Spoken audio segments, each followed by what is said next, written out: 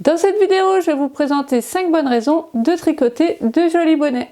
La première bonne raison, c'est que vous allez pouvoir utiliser vos pelotes. On a tous des pelotes qui traînent suite à de plus gros projets, c'est l'occasion de les utiliser. Vous allez pouvoir aussi associer des fils, par exemple pour ce bonnet, je l'ai tricoté avec 3 fils identiques pour qu'ils deviennent bien épais. Il est bien chaud et bien moelleux et c'est celui que j'ai emmené avec moi au Québec. La deuxième bonne raison, c'est que vous allez pouvoir tricoter un bonnet avec une couleur qui vous plaît vraiment. Dans le commerce, on ne trouve pas toujours le bonnet qui va vraiment nous mettre en valeur. Si vous avez les yeux verts, les yeux bleus, il y a peut-être un vert ou un bleu que vous aimez particulièrement. Vous aurez plus de chances d'avoir la couleur parfaite pour votre bonnet si vous le faites vous-même. De mon côté, maintenant, je suis les conseils d'une personne qui m'a fait une colorimétrie, d'où la raison de ce joli bonnet rose flashy. La troisième bonne raison, c'est que vous allez pouvoir tricoter un bonnet très original qui fera plaisir à son destinataire. C'est pour ça que dans ma classe Mes bonnets parfaits, j'ai ajouté la possibilité de faire des bonnets de lutin et aussi de faire des bonnets à oreilles parce que je sais que les enfants les adorent. Donc oreilles de chat, de renard,